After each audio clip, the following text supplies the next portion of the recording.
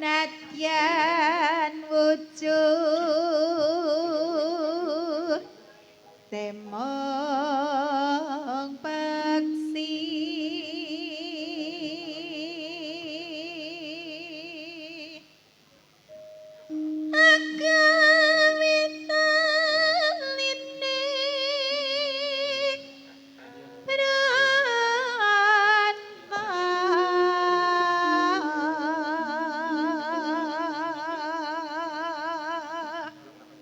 halus manis halus manis nyangsa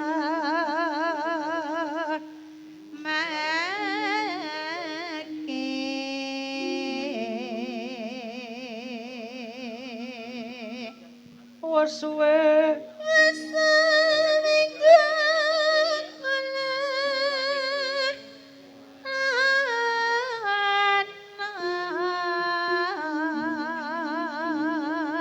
Pak, ngersaki lagu napa? Oh, pedang meneng niki. Wah, nggih kok iso ngepasi. Apa iki? apa kuwi nganti nyampar regong santai to Mbah Golek isi podang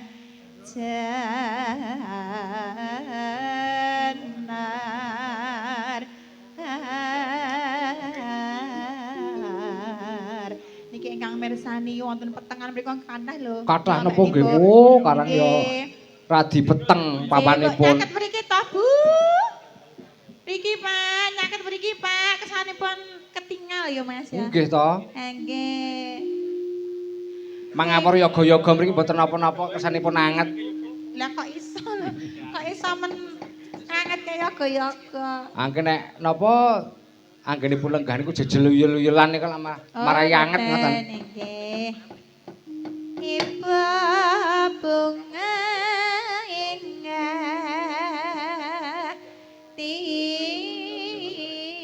ingatiku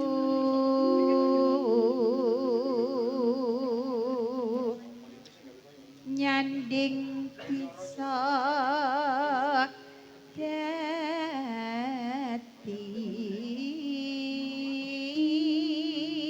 dadi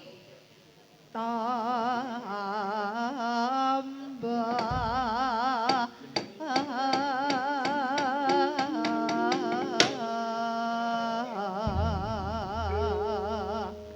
pun aturi podang kuning monggo iso awan ning omah wis ora krasan kaluyur dan golek isi tak sayang yo au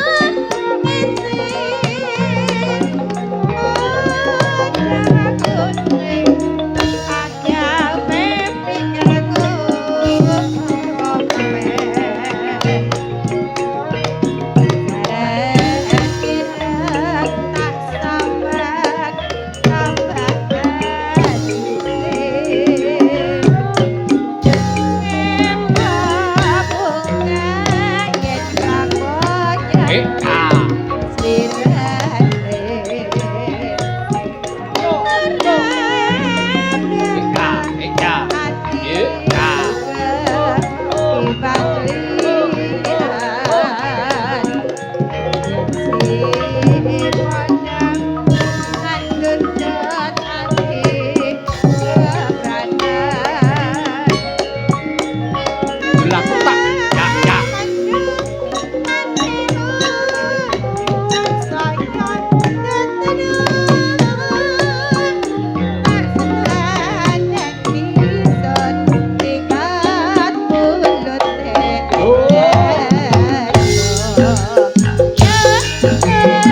Oh ya ayo. Iya ayo.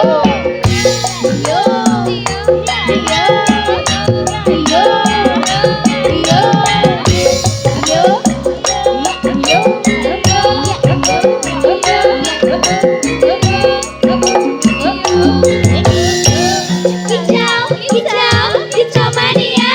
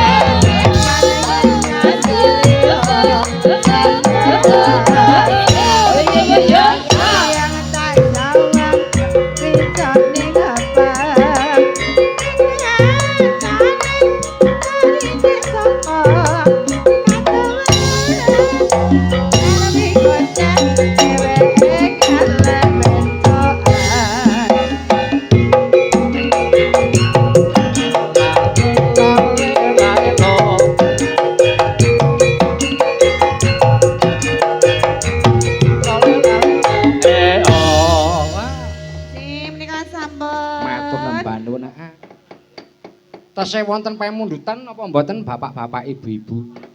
Wah, tasih. Godril. Oh nggih. Pesta panen. Dangdut ya kuwi ya? Ya. Pripun, Mas? Oke, mesti. Godril ya dadi. Pesta panen pripun, Mas? Oh, Godril ya. Nya iki dite. Ayo, Godril iki sing ngaturi sapa iki?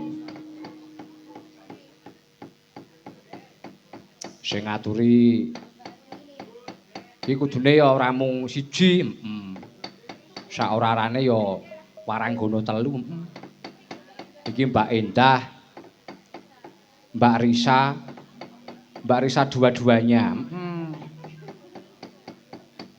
Godril, iki nek ora dinangkani tak dadi. Apa jemeneng kabeh? Ayo. Kok terus ol-ol. Ah iya iki Nggih. all artis ya ya. Godrile di nganu, Nduk, di apa diaturi mengko ndak dadi penggalian. Heeh. Monggo. Sami jumeneng monggo.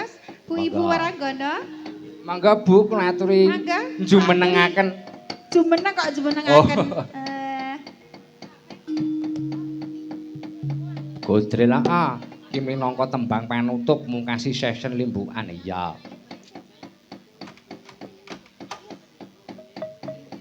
Coba iki kersane tata-tata dhisik.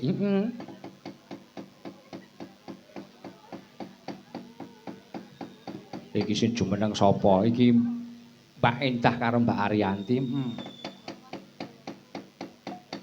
Coba gudrile kaya ngapa, Cok?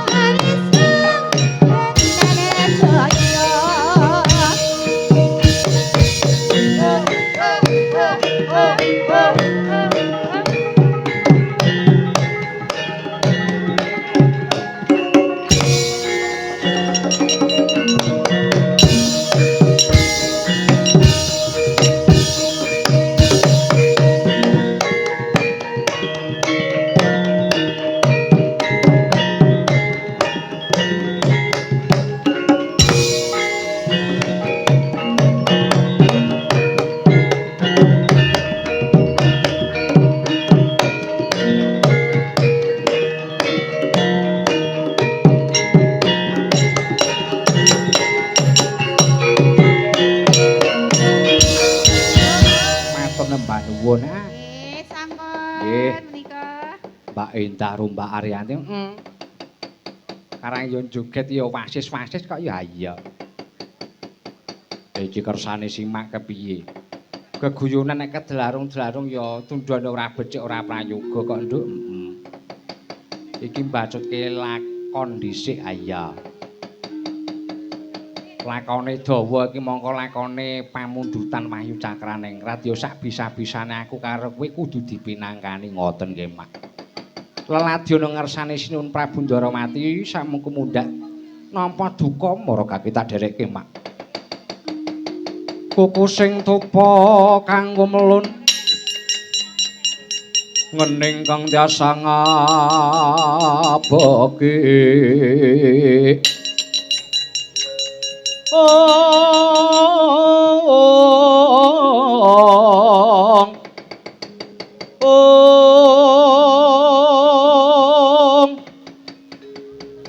kawengku sagung cacahan nanging sanget angikipi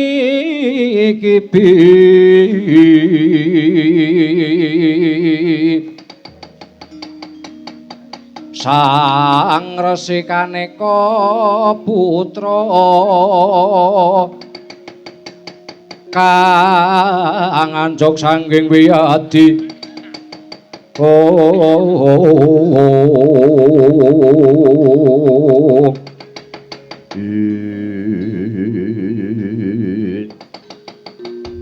sinegek ingkang wonten madyaning Datulaya nenggih Kocapa ingkang wonten pagelaran Jawi sinten ingkang ngewisangyaning para kadang mandhaping para prajurit negari Ndrawati ora ana liya kejaba amung Nalendra Mandura Prabu Baladewa Prabu Balarama kumlawening asta pindha kumlabeting dwaja sampun tangu dereng kabidalaken sinareng kabidalaken candraning nganti kaya maling golek dalan.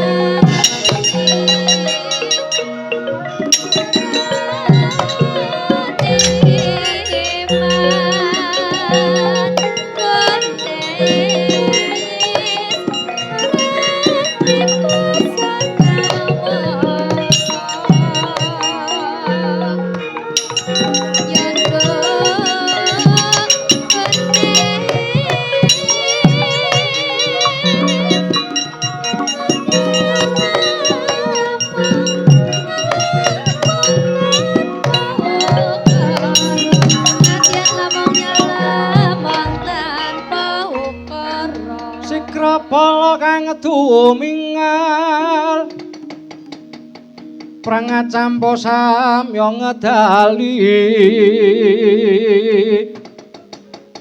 lir tatit wileding kota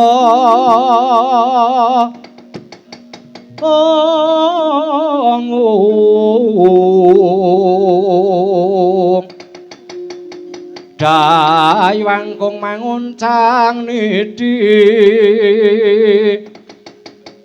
benjang sangat jimicil latinya ngetali wus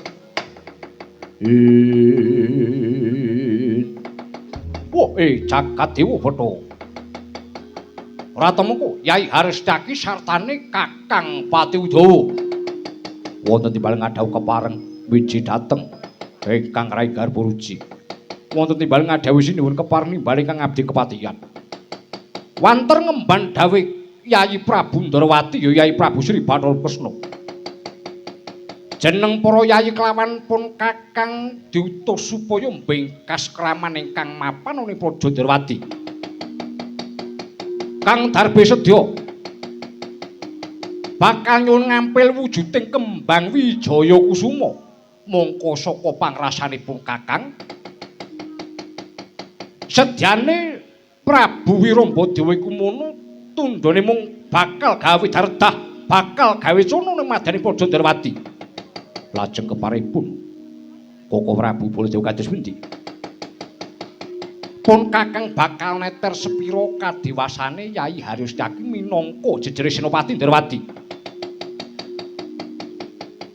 tak jaluk pambiyantune Yayi Haristaki bengkasen retu ingkang mapan ing Praja Ndrawati terang terwaca dawuh paduka Prabu Kepareng ingkang Rai Garbaruji nyuwun pamit sartanipun nyuwun tambahi pangestu Kakang Pati Udawa wonten bal ngadhawuh semono uga Kakang Pati Udawa kudu bisa nentremake kahanan ingkang mapan ing Praja Ndrawati terang terwaca dawuh paduka sampun kula samektakaken para prajurit pilih kabilaka sak wanci-wanci mboten badhe kuciwani. Kepareng kula nyuwun pamit ngurumi nampak. Ingkang paenong ati-ati aja nganti tinggal dukan prayoga Yayi harus yaki.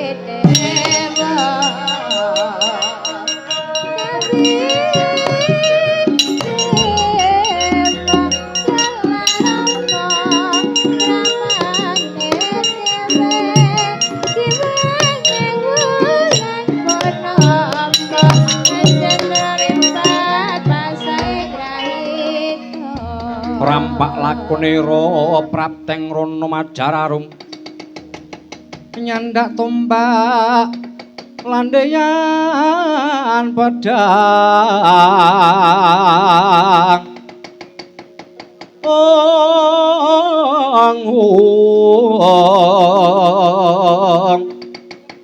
mumpul kuku sing Sandawa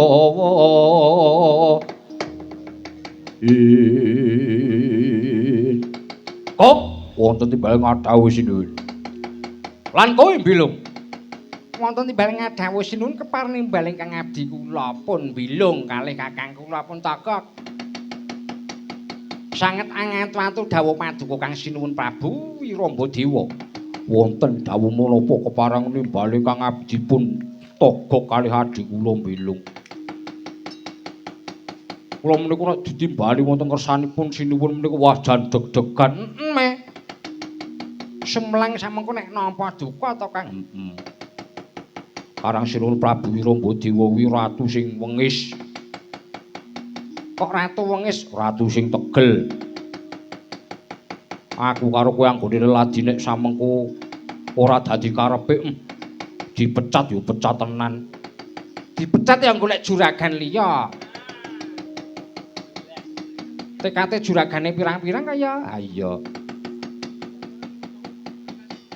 Kok wonten timbal ngadhawuh. Mangerti ya, Kok? Wektu dina iki aku wis kasempatan sapet jagong. Kelawan Nata Ndarawati pang jejuluk Prabu Sri Bathara Kresna, Kok. Panjenengan menika manjing wonten laladan Praja Ndarawati menika gadah sedya menapa sinuwun? Ora ana liya kejaba mung ngemban dawuhe Pandya Bathari Durga, Kok. Awit wis sawetara suwe anggonku kepengin nampa wejangan ngelmu saka ngarsane Kanjeng Ibu Bathari Durga, Kok. Nanging syarate ora ana liya kejaba mung nggonku kudu bisa boyong wujuding kembang Wijaya Kusuma, Kok. Samangko yen to aku wis bisa klakon boyong wujuding kembang Wijaya Kusuma tak aturke ana ngersane Pandya Bathari Durga. Minangka tandha kasetyanku antarane murid kelawan guru, Kok. Ngoten. Ning yen to miturut wawasan kula miturut rasa kula niku jan ora kepenak banget. Rasamu piye? Jan deg-degan semelang plang-plang kaya ninggal jabang bayi ana sak pinggiring jurang ya, Kang. Kula niku sampun mangertos watak wantune wong Darawati. Kula niku wis apal sanget. Bola-bali kula menika ndherekaken alendra saking tanah Sabrang menika menawi sowan wonten Laladan Darawati nek ora nyilih pusaka ya nglamar putri. Ora oleh gawe tundone mung dadi wirang, awake ya mung dadi babak bunyak. Karepmu piye? Panjenengan manjing wonten Laladan Darawati menika kedah kebahe pangatos-atos. Nuwun sewu kula badhe mundhut pirsa. Menapa samangke dipun paring ampil wujuding kembang wijaya kusuma. Durung kok. Aku bakal matur ana ngarsamu. Durung nganti nata Darawati wangsulan. Ing kono ana ing madyaning parpatan Agung Praja Darawati kok. Ana kadang werdane nata Darawati ingkang jejuluk Prabu Baladewa. Ngakune saka Praja Mandura kok. Tanpa tinimbalan ana ngersani Sinuhun Prabu Darawati. Bakal murba wujuding kembang wijaya kusuma dipun paringaken ora diparingke malah aku dikon bali menyang negaraku kok tugasipun menika dipun mboten dipun paring ampil wujuding kembang wijaya kusuma saking astanipun Sinuhun Prabu Baladewa yo kula aturi kebak ing pangatos-atos jenengan lak dereng mangertos kondange Baladewa kondange piye kondangipun Baladewa menika jaman nom-nomane nika wah Satya Sekti Mandraguna ingkang nami Kakrasana menika gadhahi pusaka wujudipun Alugara. Oh nika jan ampuh sanget kalian pusaka Nenggala.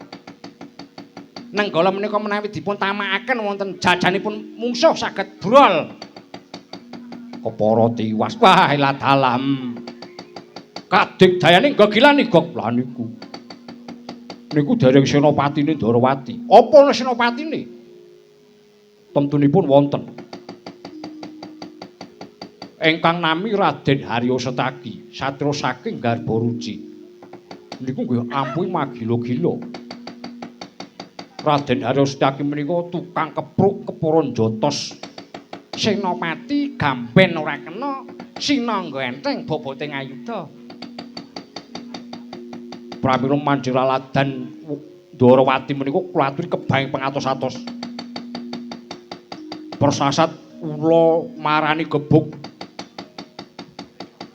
Sedya paduka menika persasat cecak nguntal cagak ora bakal kelakon. Luwih-luwih nata Darawati menika anggadhahi pusaka ingkang seklangkung digdaya ingkang nami Senjata Cakra. Nuwun sewu Senjata Cakra menika pusaka ingkang saged mangertosi sedyanipun mengsah. Sedyanipun paduka menika namung badhe damel dardah wonten ing Praja Darawati pirsa. Mangke panjenengan menika sampun lena Senjata Cakra mijil saking astanipun Nata Darawati. Nerajang padharanipun panjenengan wah brol brodol ususe sirna marga layu. Pusakanipun ku wah ampuh magila-gila. Kula aturi kundur mawon Praja Parangrejeng dipun gagalaken kemawon anggenipun badhe ngampil pusaka Darawati. Urung ora-urungmu dadi jlantah jenengan niku. Samar kula ning asik randha bojo sampean niku arep ngalap niku sapa? Paling ibu dapurmu wis ora kabeh sakake ngaturmu samku bakal tak nyatakake kok. Ora lega rasane penggaleku yen to aku bali ana ngarsane Kanjeng Ibu Bathari Durga ora dotong-dotong. Nyangking wujuding kembang wijaya kusuma. Wah, kagol kaglan penggaleku kok. Samengko yen to ana senopati Darawati kang bakal ngundurke kelawan aku, kelakon tak adepi dhewe ingkang paenong atos-atos sinuwun.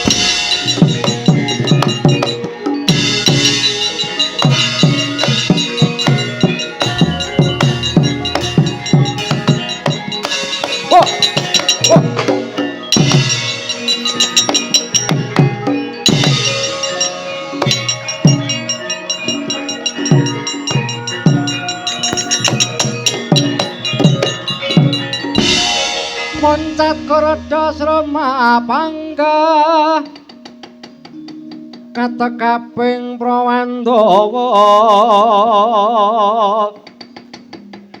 sumaaping babarisan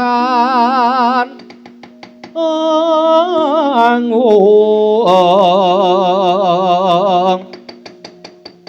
Harun nang kono gawe gelar gawe kelari rawang-wang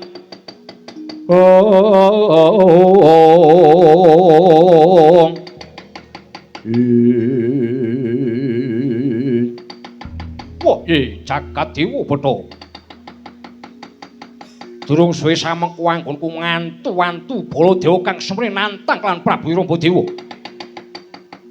lakok wektu dina iki ana satra ingkang malangkadane ngarepanku dedeke ndek brengose sak kepel sisih mripate menteleng mandeng kelawan aku papo pat. Sopo kang dadi aranmu Raden? Diwanuhaki Senopati Ndarawati Raden Haryusdaki Satrunggar Buruci. Satrunggar Buruci Raden Haryusdaki. Ya dasar Prayata. Tuduhna ana ngendi jenenge Baladewa? Semune nantang kelawan aku yen to aku sak mengko bakal mboyong wujuding kembang Wijaya Kusuma. Ora bakal diparingke. Ora susah ngucap ngrasani Koko Prabu Baladewa. Karepmu apa? Ing kene tandingmu dudu sapa-sapa tandingmu Setyaki. Semune kowe nantang aku Setyaki. Ya dasar Prayata. Apa apamu? Yen to samengko kowe kena tak brekake becik. Slamet apa kang dadi uripmu? Nang yen to samengko adreng cukeng apa kang dadi karepanmu? Kudu mboyong wujuding kembang Wijaya Kusuma. Kelakon mati ana astane Raden Setyaki. Mula wektu dina iki aku bakal pasang gripatem boyo. Apa patembayam? Samengko kowe bisa kelakon mboyong wujuding kembang Wijaya Kusuma yen to wis bisa nyempalke baune Raden Haryusdaki kiwa lantengen papo pat. Samengko aja nganti jen tanpa margake ketapno wadya blakra bal mundur jangkah. Wateken Aji Jaya Kamijayamu aja nganti pangsuh. Nang yen to nganti lena paindhamu. Tebak jajamu tah ludira. Maju legane Adi Prabu Wiramadewa. Iya.